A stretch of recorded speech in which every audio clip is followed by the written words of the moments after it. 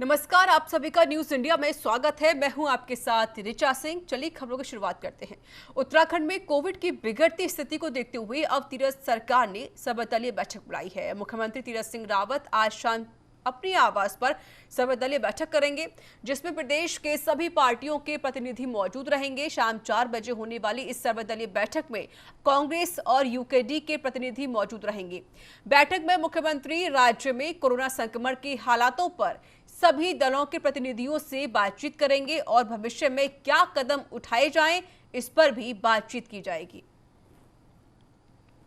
तो आपको बता दें कि आज मुख्यमंत्री तीरथ सिंह रावत अपने आवास पर सर्वदलीय बैठक करने जा रहे हैं, जिसमें सभी जनप्रतिनिधि मौजूद रहेंगे और इस बैठक में कोविड को लेकर चर्चा की जाएगी। किस तरह की रणनीति बनाई जाए कि कोविड को कंट्रोल में किया जा सके, इसके मद्देनजर रखते हुए आज मुख्यमंत्री आवास पर सर्वदलीय बैठक होगी और यह बैठक शाम 4 बजे होगी, जिसमें बीजेपी के और यूकेडी साथ ही साथ कई प्रतिनिधि मंडल इस बैठक में शामिल होंगे, जहां पर सभी प्रतिनिधि मंडल अपनी अपनी राय रख सकते हैं और कोविड को कंट्रोल में करने के लिए अपनी बात को भी रख सकते हैं।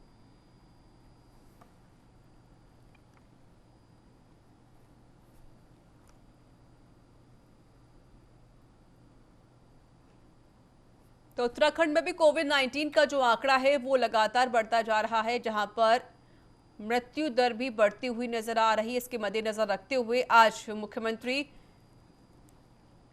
सर्वदलीय बैठक करेंगे और यह बैठक जनप्रतिनिधियों के साथ होगी, जिसमें कई नेता इस बैठक में शामिल होंगे और कोविड को कैसे कंट्रोल करना है, क्या कुछ रणनीति बनाई जाए, इस पर सभी प्रतिनिधि अपनी अपनी राय रखेंगे और क्या कुछ सख्त कदम उठाने हैं। सभी की राय लेने के बाद ही मुख्यमंत्री कुछ फैसले भी ले सकते हैं। तो आज शाम 4 बजे यह बैठक की जाएगी, जिसमें कई जनप्रतिनिधि मौजूद रहेंगे और यह बैठक कोविड को लेकर की जा रही, इसमें कई बड़े फैसले भी लिए जा सकते हैं। कोविड को कंट्रोल करने के लिए अहम फैसले इस बैठक में लिए जाएंगे।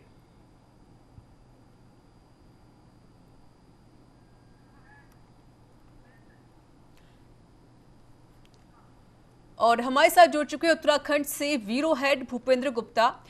भूपेंद्र, जिस तरीके से लगातार कोविड की जो हालात हैं वो तो बढ़ते ही नजर आ रहे हैं, लगातार स्थिति है खराब होती हुई नजर आ रही है। आज मुख्यमंत्री बैठक करने वाले हैं, सर्वदलीय बैठक की जाएगी। यह बैठक कितनी अहम हो सकती है भूपेंद्र जी?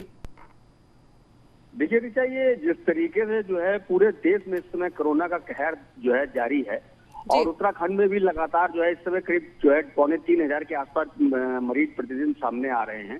ऑक्सीजन की जो है कमी को लेकर के, इसके अलावा रेमडेसिविर इंजेक्शन को लेकर के, कोरोना की दवाइयों को लेकर के, जांच को लेकर के जो है जिस तरीके का एकदम ऊहापोह की स्थिति हो गई है, एकदम लोगों के मन में एक अजीब सा भय और बेचैनी का माहौल जो फैला है चारों तरफ, वो आप समझ लीजिए उसको लेकर के सरकार इस समय फुल संजीदा है। लगातार जो है बैठकों का दौर जारी है। अभी थोड़ी देर पहले ही जो है मुख्यमंत्री ने बैठक करी है अपने कैबिनेट के तमाम अधिकारियों के साथ में, मंत्रियों के साथ, सहयोगियों के साथ में, और ये निर्णय लिया गया कि 4 बजे सर्वदलीय बैठक बुलाई जाए और सर्वदलीय बैठक में ये निर्णय लिया जाए कि किस तरीके से हम जो ये कोरोना के बढ़ते जो संक्रमण की दर है उसको उस पर काबू पाने के लिए क्या सुझाव है आपके, कहाँ कहाँ दिक्कतें आ रही हैं, क्या क्या हमको जो है क्या क्या प्रिकॉशंस लेने हैं, क्या क्या तैयारियां करनी है। तो इन सब विषयों पे आज जो चर्चा होगी और ये देखिए एक बहुत ही मुख्यमंत्री का सराहनीय कदम है। ऐसी स्थिति पे, ऐसे समय पे जो है राजनीति से ऊपर उठ करके सभी लोगों के विचार, सभी लोगों के सुझाव, सभी लोगों को साथ लेकर के चलना और उस पर जो है अमल करना और उस पर कोई मजबूत एक रणनीति बनाना, ये अपने आप में बड़ी बात है। और देखिए ऐसी खबरों से, ऐसी माहौल से ही लोगों में थोड़ी सी सकारात्मकता दिखाई देगी और लोगों को भी लगेगा कि सरकार जो है उनके लिए जो है बेहतर काम कर रही है, बेहतर प्रयास कर रही है। तो ऐसी स्थिति में ये हम कह सकते हैं कि देखिए ये मुख्यमंत्री की तरफ से, उत्तराखंड सरकार की तरफ से बहुत बेहतर कदम है। और जिस तरीके से ऑक्सीजन की कमी है, जो लगातार अभी देखिए 4 धाम यात्रा शुरू होने जा रही है, इसके अलावा पर्यटन सीजन चल रहा है, जंगलों में आग लगी हुई है, तो ऐसी स्थिति में देखिए चारों तरफ जब हाहाकार मचा है, नकारात्मक ऊर्जा लोगों के साथ बीच फैल रही है, तो उस पर कैसे जो है अंकुश लगाया जाए, उस पर किस तरीके से जो है काबू पाया जाए, उसके लिए अकेली सरकार ही नहीं, विपक्ष है, वो तमाम राजनीतिक दल है, उनके तमाम सहयोगी हैं, उनके तमाम कार्यकर्ता हैं, तो उनका हम क्या सहयोग ले सकते हैं। तो ये अच्छी पहल है और बहुत ही सराहनीय पहल है ऋचा। बिल्कुल, और सबसे बड़ी बात यह है कि जिस तरीके से जो केस बढ़ रहे हैं और जो पिछले 24 घंटे में जो आंकड़ा है वो काफ़ी ज़्यादा आया है 3,998, और वहीं 19 यहाँ पर मौतें भी दर्ज की गई हैं। सबसे बड़ी बात ये भूपेंद्र जी कि जिस तरीके से मुख्यमंत्री सबको एक साथ लेकर बैठक करने के लिए जा रहे हैं, सर्वदलीय बैठक की जाएगी जिसमें कई जो नेता हैं वो इस बैठक में मौजूद रहेंगे, सभी से उनकी राय मांगी जाएगी, तभी जाकर कुछ बड़ा फैसला लिया जा सकता है। साफ तौर पर हम कह सकते हैं कि जो विपक्ष पार्टियां हैं वो भी अब काफी ज्यादा खुश नजर आ रही है, क्योंकि जिस तरीके से खुद मुख्यमंत्री अब सभी को पूछकर अब फैसले लेने वाले हैं। देखिए बिल्कुल आपने सही कहा कि देखिए इस समय हमें राजनीति नहीं करनी है। इस समय जिस तरीके की पेंडेमिक महामारी है, बीमारी है, इसको ध्यान में रखने के बाद हम सबको, तमाम राजनीतिक दलों को राजनीति से ऊपर उठ करके एक मंच पे आना है, एक साथ आना है, एक साथ चलना है। तब जाकर के हम जो है इस भयंकर बीमारी से हम सब जो है उस पर कुछ काबू पा सकते हैं, उसकी चेन को कमजोर कर सकते हैं। देखिए लगातार जो है विपक्ष का काम होता है कि सरकार की जो है नीतियों पे, सरकार की जो है कार्यप्रणाली पर सवाल उठाना, लेकिन ये इस समय ये ऐसा माहौल नहीं है। लगातार जो है व्यवस्थाएं जो है, जाहिर सी बात है कि पूरी 110% व्यवस्थाएं नहीं है, तो विपक्ष को पूरा मौका मिलता है कि वो किस तरीके से सरकार को घेरे, सरकार की जो है किस तरीके से कमजोरियों को सामने लाए। लेकिन जब इस तरीके की बैठकें होती हैं और इस तरीके का एक सौहार्दपूर्ण वातावरण में लोगों को आमंत्रित किया जाता है, राजनीतिक दलों को आमंत्रित किया जाता है, तो ये अच्छी बात ये होती है कि उसमें सभी लोगों का सुझाव आमंत्रित किए गए हैं। तो कल के दिन एक सामूहिक जिम्मेदारी तय हो जाती है कि पर्टिकुलर ना कि सरकार की, बल्कि उसमें विपक्ष और तमाम राजनीतिक दल, तमाम बुद्धिजीवी, तमाम लोग शामिल रहते हैं कि भाई सभी की तरफ से ये निर्णय लिया गया है। तो उसमें जाहिर सी बात है, ऐसी स्थिति में, ऐसे कामों में एक मजबूती मिलती है और एक आदमी का हौसला बढ़ता है। तो इस समय हमें हौसला बढ़ाने की जरूरत है। जो हमारे बीमार हैं, जो हमारे लोग हैं, उनकी सबसे पहले राहत पहुंचाने की है। देखिए प्रदेश में इस समय ऑक्सीजन के 3 बड़े प्लांट हैं जिनको कहा गया है कि उनका जो है एक तरीके से अधिकार जिलाधिकारियों ने अपने हाथ में ले लिया है। उसके अलावा दिल्ली आईजीएल की तरफ से भी कहा गया है कि उत्तराखंड में अगर गैस की कमी होती है तो उत्तराखंड में ऑक्सीजन की कमी है, उसको हम पूरा करेंगे। इसके अलावा जो इंडस्ट्रियल एरिया को गैस दी जाती थी, उस गैस को जो है वहाँ इंडस्ट्रियल एरिया को, ऑक्सीजन को कम करके अस्पतालों को सीधे भेजा जा रहा है। और इसके अलावा जो तमाम प्रवासी हैं जो उत्तराखंड वापसी कर रहे हैं, या उत्तराखंड में जो तमाम मजदूर यहाँ पे काम कर रहे हैं, उनकी सुरक्षा व्यवस्था को लेकर के, उसके अलावा अभी 1 तारीख से जो है 18 साल से ऊपर के लोगों का जो है वैक्सीनेशन का काम शुरू होना है। तो हम किस तरीके से अपने दुर्गम और जो है पहाड़ी इलाकों में लोगों तक का वैक्सीनेशन का काम को तेज कर सके, इसके अलावा किस तरीके से जो हमारे प्रवासी हैं, कल ही मुख्यमंत्री ने शाम को आदेश जारी किया है, 3 बड़े आईएएस अधिकारियों की ड्यूटी लगाई है उन्होंने कि वो किस तरीके से जो है प्रवासियों की देखरेख करेंगे। जो कोविड के सेंटर्स हैं, उनके मरीज हैं, उनका हालचाल जानने के लिए जो है हरीशचंद्र सेमवाल आईएएस है, उनकी ड्यूटी लगाई गई है। उसके अलावा जो तमाम प्रवासी हैं वो जो उत्तराखंड में आ रहे हैं, या जो उत्तराखंड में प्रवासी इस समय लोग मजदूर रह रहे हैं, उनके लिए किस तरीके की सुविधाएं, किस तरीके की बेहतर व्यवस्था की जाए, उसको लेकर के जो है विनोद कुमार सुमन की ड्यूटी लगाई है। ऑक्सीजन की कमी क्या है, अस्पतालों के हालात क्या है, उसको लेकर के जो है एक आईएएस अधिकारी है, उनकी तैनाती की गई है। तो ये लगातार काम चल रहा है, जो जिस स्तर पर प्रदेश सरकार की तरफ से प्रयास किए जा रहे हैं, लेकिन ये प्रयास नाकाफी साबित हो रहे हैं। ऐसी स्थिति में जो है विपक्ष और जो है को मौका न मिले, इसके अलावा लोगों को राहत अधिक से अधिक पहुंचाई जा सके। क्योंकि देखिए सरकार, विपक्ष जो है सरकार की कार्यप्रणाली पर सवाल उठाएगा, वहां से सरकार को उसका जवाब देने की तैयारी करनी पड़ेगी। तो पता लगा माहौल जो है आरोप और प्रत्यारोप के दौर में ना गुजरे, तो सामूहिक मिलकर के और एक अच्छी बात है, सकारात्मक माहौल में सुझाव सामने आए और हम एक सकारात्मक दिशा की तरफ आगे बढ़े। तो ये प्रयास निश्चित तौर पर सराहनीय है। देखिए प्रदेश अध्यक्ष है कांग्रेस के प्रीतम सिंह है, नेता प्रतिपक्ष इंदिरा हृदय है, उसके अलावा आम आदमी पार्टी के यहाँ पे हैं, यूकेडी के नेता हैं। तो इन तमाम लोगों को बुलाने के बाद निश्चित तौर पर ये उम्मीद की जाती है भूपेंद्र जी, विपक्ष को सवाल या शिकायत के फोकस करने के अलावा समाधान कैसे निकाले, इस पर फोकस करना चाहिए। इस बैठक में क्या लॉकडाउन की बातचीत हो सकती है, क्या लॉकडाउन लग सकता है आगे? देखिए अभी जो बैठक हुई है मुख्यमंत्री की तरफ से, उसमें शासकीय प्रवक्ता है उनकी तरफ से, सुब्बू दुनियाल की तरफ से साफ स्पष्ट कराया गया है कि अभी हम लॉकडाउन की तरफ आगे नहीं बढ़ रहे हैं। अगर हमारे मरीजों की संख्या जो है अगर बढ़ती है तो हम ये अपने जो इस समय 7 बजे से लेकर के सुबह 5 बजे का लॉकडाउन है, इसको थोड़ा सा बढ़ा सकते हैं, या उसके अलावा 2 बजे तक जो बाजार खुल रहे हैं उन बाजारों को हो सकता है कि वो 12 बजे तक ही बाजार खुले। तो ऐसे निर्णय लिए जा सकते हैं। इसके अलावा सबसे ज्यादा जो महत्वपूर्ण फोकस किया गया है वो ये है कि वैक्सीनेशन का काम किस तरीके से ज्यादा कैसे हमारे यहाँ प्रदेश में जांचें हो सके। देखिए ऋचा, मैं अपने दर्शकों को यहाँ बता दूं कि जो रेमडेसिविर इंजेक्शन है जिसकी कीमत भारत सरकार की तरफ से 800 रुपए तय की गई है, वो इस समय प्रदेश के अंदर 30 से 35 हजार रुपए का बिक रहा है। ऑक्सीजन सिलेंडर्स की जो है लगातार कालाबाजारी हो रही है।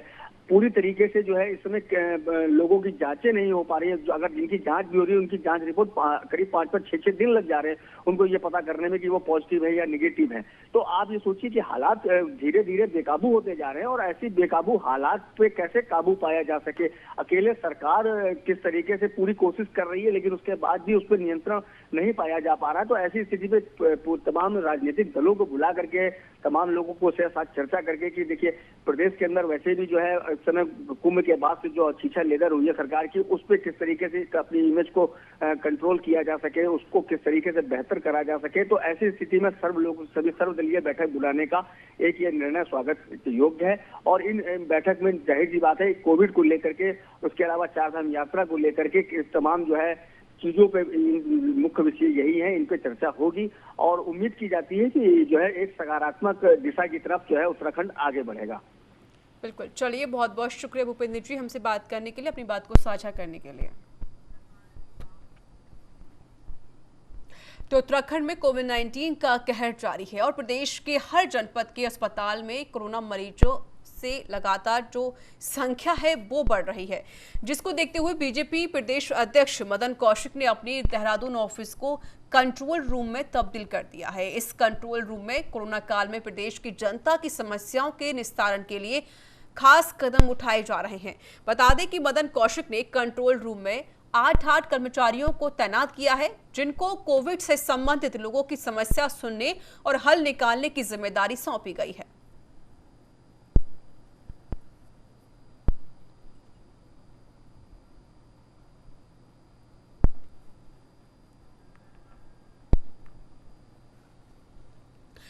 कोरोना संकट के बीच उत्तराखंड के सभी सरकारी कार्यालयों को 3 दिनों के लिए बंद किया गया है। इस दौरान सभी कार्यालयों को सैनिटाइज किया जाएगा। सरकारी दफ्तरों में लगातार बढ़ रहे कोरोना के प्रकोप के चलते सचिवालय कर्मचारी संगठन ने कोरोना संक्रमण को लेकर सरकार के सामने अपनी बात रखी थी, जिसके बाद सरकार ने अगले 3 दिन के लिए सरकारी दफ्तरों को बंद करने का फैसला लिया है।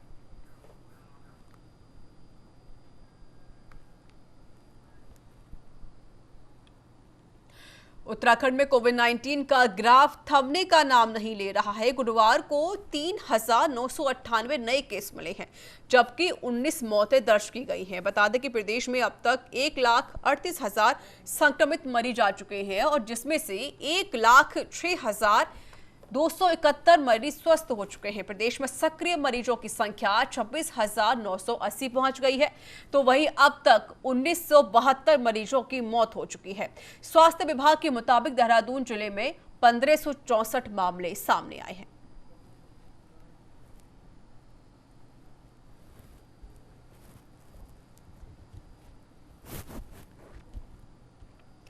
उत्तराखंड में कोविड के हालात दिनों दिन बिगड़ते हुए नजर आ रहे हैं, बेकाबू भी हो गए हैं। ऐसे में उत्तराखंड सरकार कोरोना की रोकथाम के लिए तमाम प्रयास कर रही है और इसी कड़ी में सीएम तीरथ सिंह रावत ने निजी अस्पतालों से 70% बेड कोरोना संक्रमितों के लिए आरक्षित करने का आग्रह किया है। दरअसल गुरुवार को मुख्यमंत्री ने निजी अस्पतालों के प्रतिनिधियों के साथ समीक्षा बैठक की, जिसमें सीएम ने बताया कि स्पोर्ट्स स्टेडियम रायपुर में 1000 बेड का ऑक्सीजन सपोर्ट वाला कोविड केयर सेंटर बनाया जा रहा है। चलिए खबरों में आगे बढ़ते हैं। उत्तराखंड में मौसम बदला सा दिखाई दिया। जहां उत्तराखंड के मैदानी क्षेत्रों में दोपहर के समय बारिश देखने को मिली, तो वहीं उत्तराखंड की चक्राता तहसील के लोखंडी में भी बर्फबारी का नजारा देखने को मिला। बता दें कि मैदानी इलाकों में बारिश और पहाड़ी क्षेत्रों में हुई बर्फबारी से अचानक लोगों को ठंड का एहसास होने लगा। आखिरी में बर्फबारी हुई है। आज सुबह कल से काफ़ी भारी बारिश हो रही थी, पूरी रात भर बारिश हुई और सुबह आज हम उठ के देखा खिड़की से तो सफ़ेद हो रखा था बाहर। तो अप्रैल महीने में कभी बर्फबारी नहीं होती थी, लेकिन इस बार पता नहीं क्यों हो रही है और काफ़ी ठंडा हो चुका, माइनस टेम्परेचर जा चुका है। और फ़ायदे के लिए तो नहीं है ये बर्फ़बारी, क्योंकि फसल जो है आ चुकी है। सेबों के लिए काफ़ी नुकसानदायक है और बाकी जो फसलें लगी हैं उसके लिए काफ़ी नुकसानदायक है ये बर्फ़ और ये ठंडा, क्योंकि अब तो गर्मी का मौसम, तो उस हिसाब से फसल भी अब निकलने को आ रही थी, लेकिन काफ़ी नुकसान भी है इसके। और भारी बर्फ़ होनी भी चाहिए, क्योंकि पानी के स्रोत जो है। चमोली जिले में पिछले 3 दिनों से बादल और धूप दोनों देखने के बाद एक बार फिर से मौसम ने करवट बदल ली है। जिले के ऊंचाई वाले इलाकों में गुरुवार को दूसरे दिन भी बर्फबारी हुई और वहीं निचले इलाकों में बारिश का सिलसिला जारी है। जिले में मंगलवार रात से बदले मौसम के चलते तापमान में भारी गिरावट दर्ज की गई है। बता दें कि मौसम विभाग द्वारा पहले से ही जिले में बारिश के साथ ही बर्फबारी की संभावना जताई गई थी, जिसके बाद आज जिले के भारी बारिश देखने को मिली।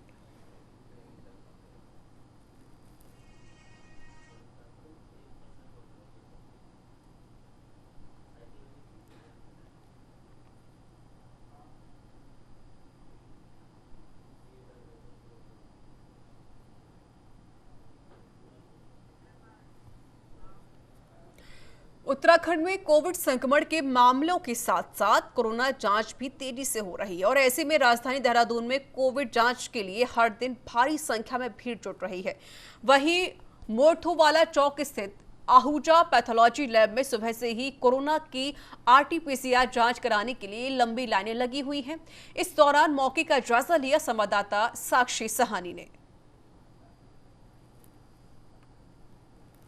बढ़ते कोरोना संक्रमण की दूसरी लहर जहां घातक साबित हो रही है, तो वहीं अब जनमानस में भी इसको लेके जागरूकता देखी जा सकती है। इसीलिए देखा जा सकता है विभिन्न कोविड सेंटर बने हैं जहां पे कोविड टेस्टिंग लगातार हो रही है। और यहां पे जो है आपको जिस तरीके से लाइनें दिख सकती हैं कि लोग अपना कोविड टेस्ट कराने आए हैं, ताकि जिसको अगर ज़रा सी भी इस बात की अगर शंका है कि वो कोविड पॉजिटिव हैं या कोविड के सिम्टम्स उनके अंदर हैं, तो वो टेस्ट करा के इसकी पुष्टि कर सके, ताकि संक्रमण का जो डर है उसको रोका जा सके।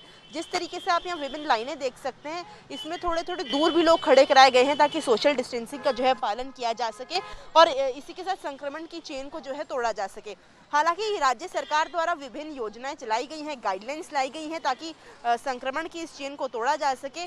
तो वहीं ये भी एक राज्य सरकार की अपील ही है सबसे कि सब अपना ज़्यादा से ज़्यादा RT-PCR टेस्ट करा लें, ताकि ये इस बात की पुष्टि हो जाए कि आप संक्रमित हैं कि नहीं, ताकि इस चेन को तोड़ा जा सके। अपने सहयोगी आकाश के साथ में साक्षी सहानी, न्यूज़ इंडिया, देहरादून। उत्तराखंड में पौड़ी की व्यापार सभा के पदाधिकारियों ने CM को ज्ञापन सौंपकर बाजार शाम 6 बजे तक खोले जाने की मांग की है। शुक्रवार को प्रांतीय उद्योग व्यापार मंडल की पौड़ी इकाई ने SDM के माध्यम से CM तीरथ सिंह रावत को ज्ञापन भेजा। संगठन के अध्यक्ष ने कहा कि सरकार की गाइडलाइन व्यापारियों पर भारी पड़ रही है। वर्तमान समय में शादियों के सीजन का है और रमजान का पवित्र महीना भी चल रहा है, लेकिन बाजार खुले रहने का सीमित समय होने के कारण कई बार अत्यधिक भीड़ हो रही है, जिससे कोरोना संक्रमण का खतरा भी बढ़ गया है। जो शासन की नई गाइडलाइंस हैं उसमें सभी दुकानदारों को आदेशित किया गया है कि 2 बजे तक बाजार खुला रहेगा। इस शासनादेश के विरोध में हमारे जो प्रांतीय मंडल व्यापार मंडल है उसमें जो काफ़ी सारे जो मार्केट हैं उनकी जो भी सभाएं हैं, व्यापार सभा पौड़ी, व्यापार सभा कोहड़ार, श्रीनगर, इन सब का अपने अपने स्तर से शासन को एक ज्ञापन दिया गया है, जिसमें कि 2 बजे से टाइम को बढ़ाकर शाम के 6 बजे तक करने का। जो अभी हमारा व्यापार मंडल पौड़ी के अध्यक्ष और पूरा प्रतिनिधि मंडल आया था, उनका मुख्य रूप से कहना है कि इस समय त्योहारों का माहौल है और रमज़ान वगैरह भी चल रहा है, तो दुकानें ज़्यादा देर तक खुलें तो ज़्यादा अच्छा रहेगा। क्योंकि अगर 2 बजे तक खुल रहा है तो उनका कहना है कि भीड़ जो है एक साथ जो है 2 बजे तक ही आ रही है, और वैसे अगर आती तो डिस्पर्स होकर के अपना शाम तक आते। उत्तराखंड में मौसम विभाग की भविष्यवाणी एक बार फिर से सच साबित हो गई है। मौसम विभाग के कहे अनुसार प्रदेश के कई जिलों में मौसम का रुख बदलता हुआ नजर आया। ऐसा ही कुछ बदला मिजाज खानपुर में भी देखने को मिला, जिसका जायजा लिया संवाददाता सुशील कुमार झा ने। शुक्रवार को मौसम में काफ़ी गिरावट आ रही है। जो जनवरी का माहौल था वो कहीं ना कहीं अप्रैल में देखने को मिल रहा है। आला सुबह लगातार सुबह से ही बारिश हो रही है। हालांकि मौसम आग मिचौली का खेल खेल रहा है, कभी धूप तो कभी घने बादल दिख रहे हैं। आपको दिखा सकते हैं सुबह से जिस तरह से बारिश होती है। फिलहाल धूप निकली हुई है, लेकिन सड़कों पर जिस तरह से गीली सड़कें हैं, तेज हवाएं चल रही हैं और लगातार बारिश होने की संभावना बनी हुई है। सुबह करीबन 4 बजे 20-30 मिनट के लिए तेज बारिश भी हुई, लेकिन फिलहाल आपको बता दें अभी बारिश रुकी हुई है। लेकिन कहीं ना कहीं बादल काले छाए हुए हैं और आग मिचौली खेल खेल रहा है। लगातार जिस तरह से एक मौसम जनवरी के महीने में रहता था वो अप्रैल के महीने में कहीं ना कहीं दिखाई दे रहा है। तेज हवाएं चल रही हैं, साथ साथ उसके कहीं ना कहीं जो एक रमज़ान के महीने में रोज़ेदार हुआ करते थे उनको भी कहीं ना कहीं राहत मिल रही है। हालांकि जिस तरह उमस और गर्मी हो रही थी उसको कहीं ना कहीं लोगों में राहत मिली है और कहीं ना कहीं इस मौसम के बदलने के बाद भी उमस और गर्मी होने के आसार नज़र आ रहे हैं, ऐसा अनुमान लोग लगा रहे हैं। फिलहाल हम खानपुर क्षेत्र के लंडौरा में खड़े हैं, जहां पर लगातार लोग आवागमन कर रहे हैं। हालांकि 2 बजे पूरी तरह मार्केट बंद हो जाएगी, जिसकी वजह से कहीं ना कहीं लोग थोड़े से पैनिक होकर अपनी खरीदारी करते हैं और 2 बजे के बाद अपने घरों में चले जाते हैं। लेकिन फिर भी कहीं ना कहीं अगर रमज़ान के महीने में रोज़ेदारों की बात करें तो उनको कहीं ना कहीं राहत मिली है और इस राहत को कहीं ना कहीं वो एक अच्छा महसूस कर रहे हैं। और जिस तरह से रोज़ा रखने में गर्मी में बड़ी दिक्कतें होती थी उनको कहीं ना कहीं एक आसानी हो रही है। फिलहाल हम जिस तरह दिखा दें कि रोड पूरी तरह गीली है, लगातार बारिश होती रही है सुबह से, लेकिन फिलहाल अभी बता दें तो बारिश अभी नहीं हो रही है। लेकिन जिस तरह से हमने पहले भी कहा कि मौसम कहीं ना कहीं आग मिचौली का खेल खेल रहा है, काले बादल हो रहे हैं तो कभी धूप निकल रही है। हालांकि इस मौसम के बाद लोग अनुमान लगा रहे हैं कि उमस होने की पूरी उम्मीद है। Sushil Kumar Jha, news India, Kanpur. तो इसी के साथ इस बुलेटिन में इतना ही। देश दुनिया की तमाम खबरों के लिए देखते रहिए न्यूज़ इंडिया। दीजिए मुझे इजाजत, नमस्कार।